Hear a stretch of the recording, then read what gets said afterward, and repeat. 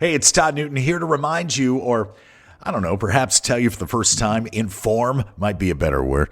Inform you and remind you that my books, Life in the Bonus Round and The Host with the Most, Tales of a Tattooed Television Personality, are available right now on Amazon and on the homepage of toddnewtononline.com. Look, I'm just gonna say it. These books are autobiographical art. I mean, literary pieces of genius that will go down in history.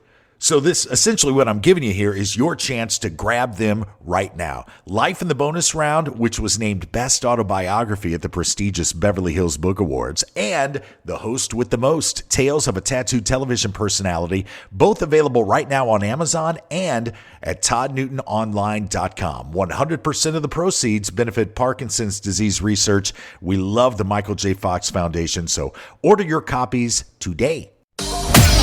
Welcome to the Todd Newton Morning Show podcast, featuring weekly highlights from the most talked about show on the FM dial. Now, with the talk that will keep you talking, here's Todd Newton and Maria Todd. Maria and I are still just gushing over Garth Brooks, this LSU Tiger Stadium earthquake story from last week where it got so loud in there during the song Callin' Baton Rouge that it registered as a small earthquake on the seismograph. And yeah, Garth, it's everybody just oozes praise for this guy, kind of like we're doing right now. But trust us, this is not a situation. We're not Forrest Gumping it. That's a phrase I love. Everybody's like, dude, are you Forrest Gumping it? Because remember how everybody said how great the movie Forrest Gump was, and then you go and see it, or you see it, and you're like, yeah. Okay. Right. Yeah, okay. It's good. First of all, is life really like a box of chocolates? You never know what you're going to get, because every box of chocolates I've ever purchased, you open up the lid and it shows you exactly what you're going to get. You know, it tells you exactly where the caramel cluster is. And yeah. But anyway, we are not Forrest Gumping Garth Brooks. And you and I both agree, no disrespect intended, we could live without Trisha Yearwood coming out. I mean, we're kind of. She doesn't have to come out and sing. I'm fine with that. You can just sit in the wings of the stage and wave at him if you want to. Hey, come out with one of those nice baked pies you do, or a good pot roast. I'm good with you. Yeah, but I don't need to see you singing. We are there to see Garth. We're not there. Yeah. Anyway, great stuff from Garth Brooks. So I want to talk about interior design. You know, with all these new reality shows on HGTV and people like Chip and Joanna Gaines, who have kind of made us all feel like we're interior designers now. Maria, did you know that our interior design skills could actually benefit our physical and mental health? Do you know this? Please tell me how, because I do not know. Okay, well, you know the whole feng shui thing, or zen or flow of your room. You know, I always thought that right, you're not supposed to have walls that block you. You're supposed to have stuff open so it can flow from one place to another. That's right. I remember that stuff. Lots of red. I always thought that was hooey. But there's a new study that explains that if you just point your bed and your main pieces of furniture in the right direction, it could improve your well-being. This comes from Maharishi International University. How'd you like that on a hoodie? Oh, of course. Yeah, let's put that on a sweatshirt.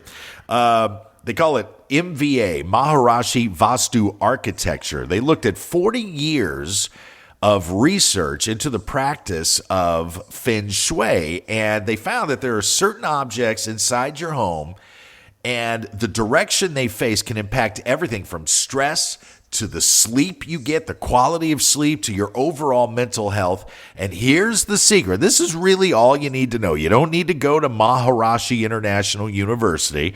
You just need to know that if your head is facing to the east or to the south when you sleep, you're more likely to have a lower heart rate, lower blood pressure, and lower cholesterol.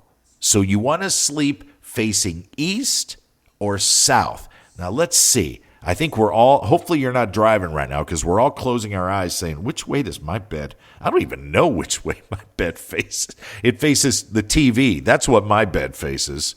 Right? Right. Anybody got a compass? I don't know. I think what's good for my mental health is if my bed faces the television and is close to the kitchen, then Todd is a happier camper. Wouldn't that be nice if you could just have a bed that was right next to the refrigerator? Let's take that to Shark Tank. We're on something. Oh, boy. Hi. Hello. Hi. Hey. You are listening to The Todd Newton Morning Show with Maria Todd. We may be preaching to the choir here, Maria, because we've met a lot of our listeners across the country, and this is a rowdy and loudy crowd, and we love you for that. But I wanted to tell you that when it comes to self-medicating, if you need just a little painkiller, if you got some aches and pains in your joints and knees and shoulders, or maybe your back's a little stiff, there is a new study from Greenwich University over in England that says 2 or 3 cold ones may be a better painkiller than anything that you're going to get at the drugstore. Forget the Midol, forget the Advil, forget the Tylenol. Just pop a couple of Dos Equis, and you might. I like the way they think. I do too, man. I had a Dos Equis last week on Cinco de Mayo. Whew, I'd forgotten how good Dos Equis was. Oh man, was that tasty? That's Al's drink of choice. Is it really? Now does he get the amber or the? I drank the. There's one that comes in a green bottle and one that comes in a brown bottle. I got the right. He drinks the green bottle. Yes, that's what I get too. Oh man, that was tasty. Anyway, these researchers discovered strong evidence that alcohol is a really effective painkiller. Now, to a degree, humans have known this for a long time. I mean, listen, I saw the movie Tombstone, Wyatt Earp, having a little bit of, when they poured whiskey down that guy's throat to remove the bullet from his shoulder. Well, of course, alcohol's been an effective painkiller. But they concluded that the more beer people drank, the less pain they felt. And here's how I bet that's right. Who actually had to study this?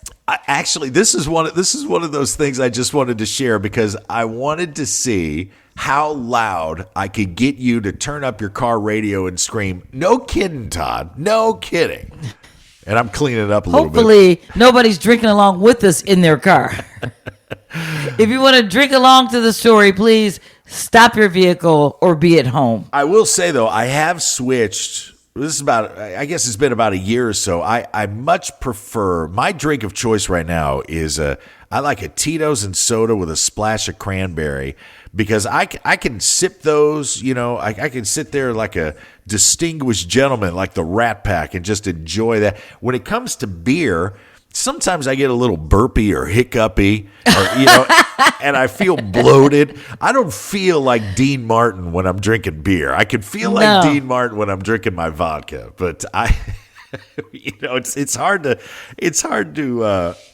look like a crooner, like a sophisticated gentleman when you got the hiccups. Oh, I hate that. I was going to say, when you're about to open your mouth and out comes the burp of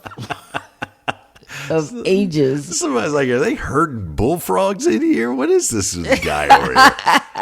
This study compared 18 different controlled experiments over 400 people, and they found that a blood alcohol content of 0.08, and I think that's significant. That's like 3 or 4 drinks. You can't drive with a 0.08. No. But it can reduce pain by up to 25%.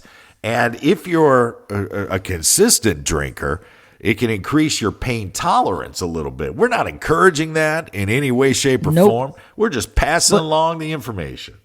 It explains a lot. All those bar fights. Yeah, no wonder we can take those shots to the head and not feel a thing. Don't feel a thing. Thank you for being part of the conversation. Subscribe now so you never miss a beat. For more Todd and Maria, visit ToddNewtonMorningShow.com. The Todd Newton Morning Show podcast. Great talk that will keep you talking. Produced by the host with the most, LLC. All rights reserved.